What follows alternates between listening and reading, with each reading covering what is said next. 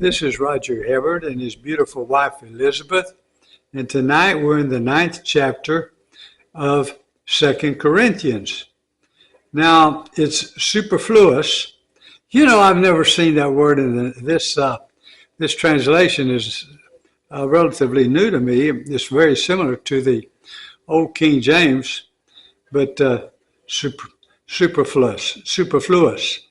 There used to be a guy that would say, I've had a sufficiency, anymore would be a superfluity.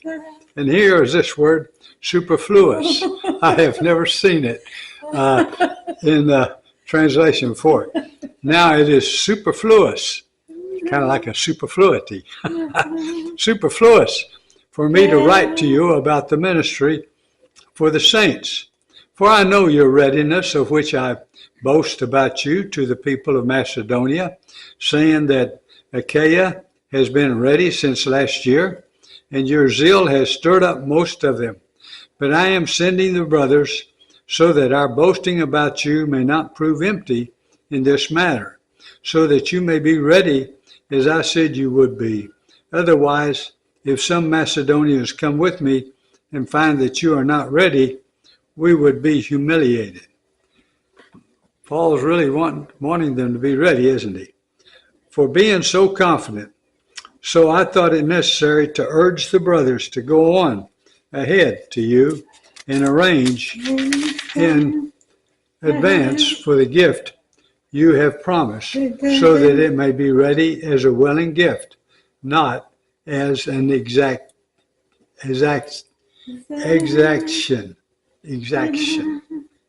Okay. The point is this: whoever sows sparingly will also reap sparingly, and whoever sows bountifully will also reap bountifully. Each one must give as he has decided in his heart, not reluctantly or under compulsion, for God loves a cheerful giver. And you know, I know we're all very generous toward our brothers and sisters, and that's the way we should be. And God is also able to make all grace abound to you, so that having all sufficiency in all things at all times, you may abound in every good work, as it is written, He has distributed freely, He has given to the poor, His righteousness endures forever.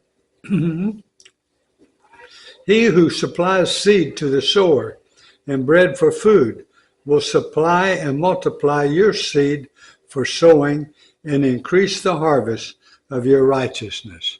You know, it's kind of like give and it will be given to you, pressed down, shaken together, running over. You know, we just can't outgive. You will be enriched in every way, to be generous in every way, which through us will produce thanksgiving to God. For the ministry of this service is not only supplying the needs of the saints, but is also overflowing in many thanksgivings to God.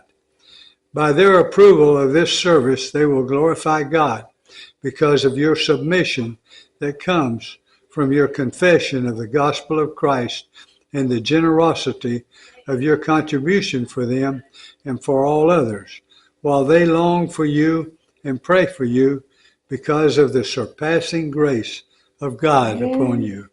Thanks be to God for his inexpressible gift. Well, isn't that wonderful?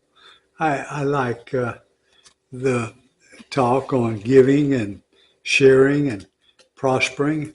I don't think there's anything wrong with it. I love it. I like it. So now we're going to go to Job. And we just have 2 more chapters in Job. This is my beautiful wife, Elizabeth.